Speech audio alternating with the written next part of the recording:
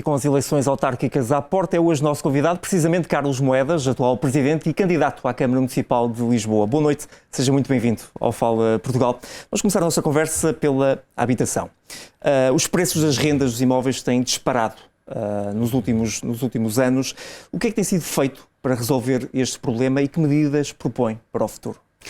Boa noite e muito obrigado pelo convite, é um gosto estar aqui. Nós temos que ver primeiro o que é que aconteceu. Lisboa teve uma década perdida entre 2010 e 2020 em que praticamente não houve construção. A construção municipal, para lhe dar uma ideia, em termos de números do Instituto Nacional de Estatística, eram 17 casas por ano. Portanto, quando nós chegámos, encontramos realmente uma situação muito difícil e começámos por tentar recuperar casas que estavam vazias e abandonadas.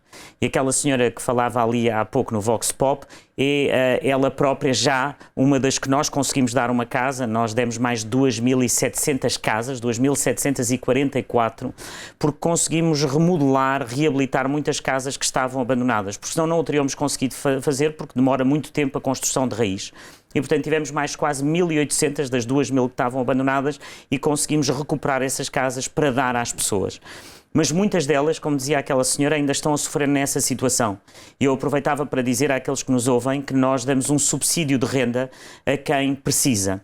Isto é, quando uma pessoa está a pagar uma renda que é superior a 30% daquilo que é o seu rendimento ou o seu salário, imagine que alguém que tem um rendimento de 1.000 euros e que tem uma renda que é superior a 200, 300 euros, nós pagamos a diferença, ou seja, pagamos que a pessoa não esteja a acumular uma renda que seja mais de 1/3 ou 30% do seu rendimento. E aí temos mais 1.300 famílias que conseguimos ajudar. E, portanto, tem sido um desafio enorme. Eu diria que Lisboa nunca investiu tanto na habitação. Nós investimos num projeto europeu em que a Europa nos deu e concedeu mais de 500 milhões de euros, 560 milhões de euros para a habitação e, portanto, é isso que se está a refletir, mas obviamente que demora, tem os seus tempos, mas penso que naquilo que foram os investimentos da cidade foi o maior investimento e aquele que teve mais resultados. Ainda assim, a oposição acusa de favorecer o alojamento local em vez da habitação permanente. Está Lisboa a ficar atrativa para os nómadas digitais e a esquecer-se aqui um bocadinho dos habitantes de Lisboa que têm aqui alguns problemas e menos recursos financeiros? Eu penso que é interessante que a oposição diga isso, porque eu lembro-me bem, em 2010, 2011, havia 500 unidades de alojamento local. Quando eu cheguei à Câmara eram mais de 19.000. Portanto, a oposição que critica foi quem deixou crescer o alojamento local de 500 unidades para quase 20.000. Nós baixámos o número de alojamento local e estabelecemos um limite na cidade que é o tal máximo de 5%, o que quer dizer que nas zonas como Santo António, como Santa Maria Maior, já nem sequer é possível fazer alojamento local. Portanto, podem-me acusar de muita coisa, mas não de ter feito alojamento local, porque não fiz e reduzi. Mas é importante saber que também no alojamento local, que tem que ser limitado e obviamente que há zonas que tinham mais, é também uma fonte de rendimento para muitas famílias que durante a crise que houve financeira em Portugal se dedicaram a conseguir ter um alojamento local para conseguir arrecadar mais algum para o fim do mês.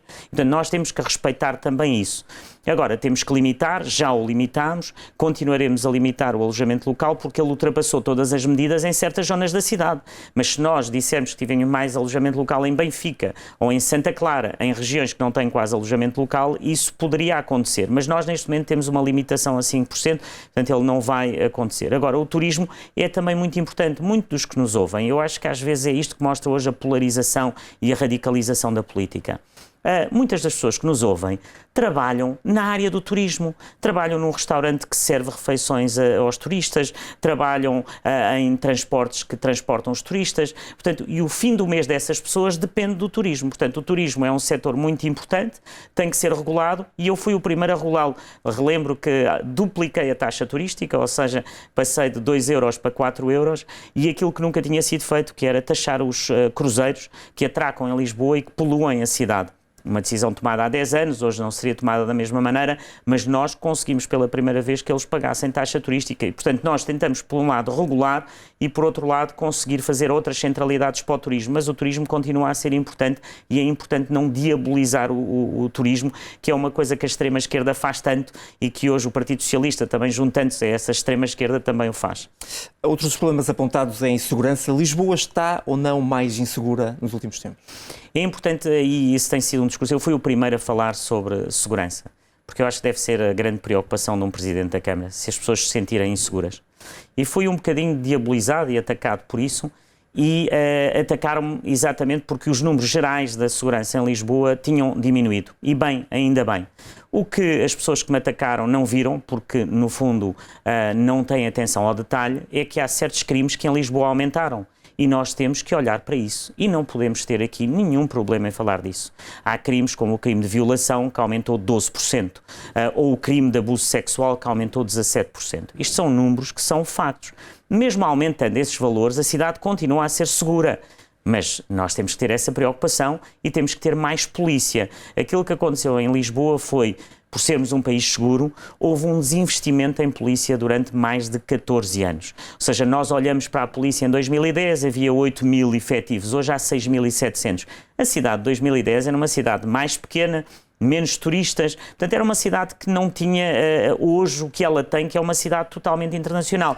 Ora, com menos polícia, nós precisamos de mais polícia. O que é que eu mantenho? Sim, Lisboa é uma cidade segura, mas há crimes que estão a aumentar e nós precisamos de mais polícia. Eu preciso de mais polícia e preciso que a Polícia Municipal possa também ajudar, quando vê um ladrão, prendê-lo. Infelizmente, parece que a lei e os pareceres da Procuradoria e o respeito à Justiça dizem que a Polícia Municipal não o pode fazer, o que eu acho uma injustiça. Em concreto, então, que artigos quer alterar em relação a este assunto, a esta matéria da Polícia Municipal, e como é que pode evitar a sobreposição com a PSP? É assim, aquilo que eu quero mudar é muito simples, não é depois a linguagem jurídica o fará.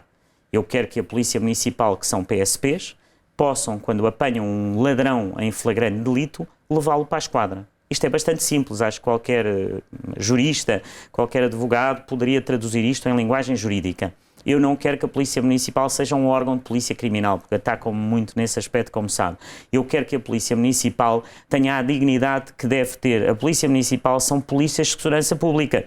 Eu vou contratá-los à PSP, e aliás é por isso que tenho poucos e precisava de mais, e a PSP não me dá mais Polícia Municipal. A Polícia Municipal são PSPs, devem poder apanhar um ladrão e levá-lo para a esquadra. É só isso. É simples, não é? Eu acho que as pessoas lá em casa percebem isso e não gostam de ver que um Polícia Municipal hoje não pode levar um ladrão para a esquadra. Parece-me que é uma coisa que não faz sentido nenhum, que os lisboetas estão comigo nesta luta, e não é uma questão de superposição, porque a Polícia de Segurança Pública é uma polícia que é um órgão criminal, que tem responsabilidades sobre a área do crime. A Polícia Municipal é administrativa, mas também numa situação em que temos tão poucos polícias pode ajudar. E eu acho que não podemos viver num país da burocracia, temos que viver um país da realidade. Lisboa tem também, Carlos Moedas, desafios no transporte público e na mobilidade. O que é que apresenta no seu programa para amenizar aqui estes problemas? Bom, em primeiro lugar, nós, naquilo que foi o investimento na mobilidade, foi um investimento absolutamente único. Nós tivemos, aliás, em 2023, em que na Carris investimos mais de 45 milhões de euros, nunca tinha sido investido.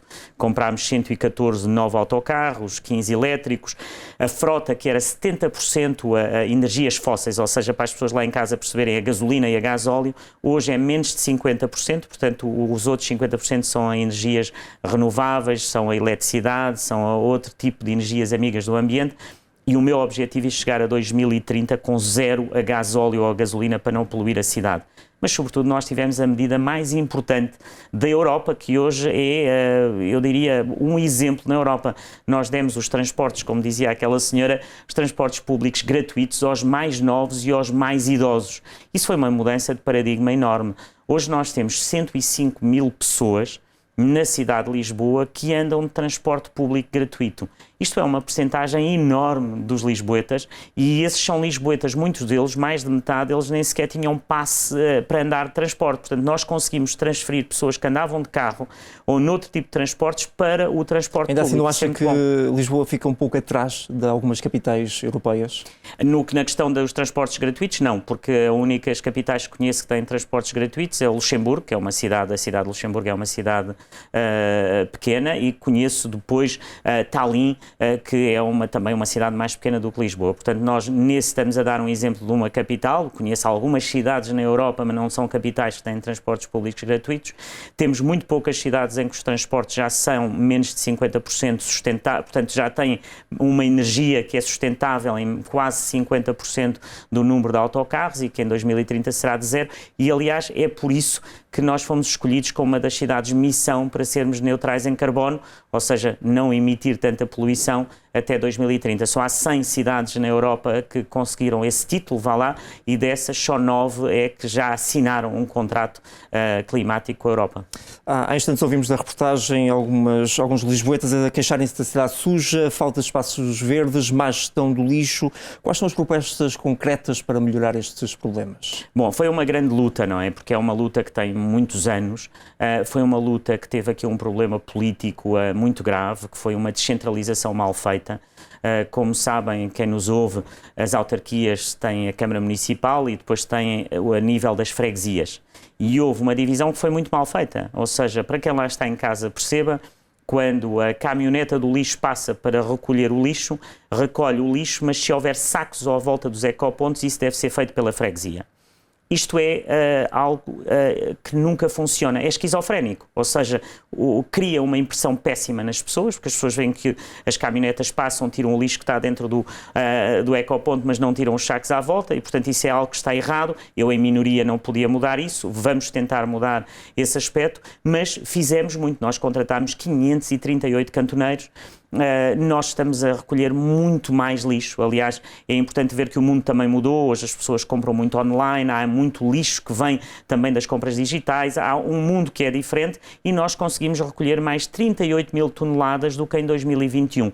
A situação tem que melhorar ainda mais, mas temos feito um caminho muito bom, mas ainda temos que colmatar erros do passado que eu não consegui colmatar em 4 anos, porque não se consegue mudar em 4 anos. Carlos, como é que vê o facto de desta vez ter uma candidatura que agrega toda a esquerda? Vai ser mais difícil vencer? Eu penso que é uma candidatura que agrega um bloco da esquerda. Ou seja, há um Partido Socialista que se radicaliza à esquerda, o que leva a que os socialistas moderados neste momento só têm uma possibilidade de voto que eu penso que é uma possibilidade que é muito boa, porque é a possibilidade que eu represento, que é dos moderados. Eu tenho uma lista que representa exatamente isso. Tenho um futuro presidente da Junta na Misericórdia, que era membro do Partido Socialista, que o pai dele é um histórico do Partido Socialista, portanto eu tenho muitos socialistas que se juntaram a nós e no fundo o que temos aqui é uma luta entre os moderados e os radicais. O Partido Socialista escolheu estar do lado dos radicais, escolheu, de certa forma, juntar-se àquilo que eu chamo o caos da extrema-esquerda, em que a única coisa que os une é o ódio ou o retirar de lá o Presidente da Câmara em funções, e, portanto, eu penso que essa extrema-esquerda está, de certa forma, a morrer e que o Partido Socialista se deixou levar por isso. Portanto, deixo aqui uma mensagem àqueles que são socialistas e moderados, que têm aqui um porto de abrigo que se chama Por Ti Lisboa, Moedas 2025. Muito bem, Carlos Moedas, muito obrigado e até uma próxima oportunidade aqui na TV Record. Obrigado e boa noite.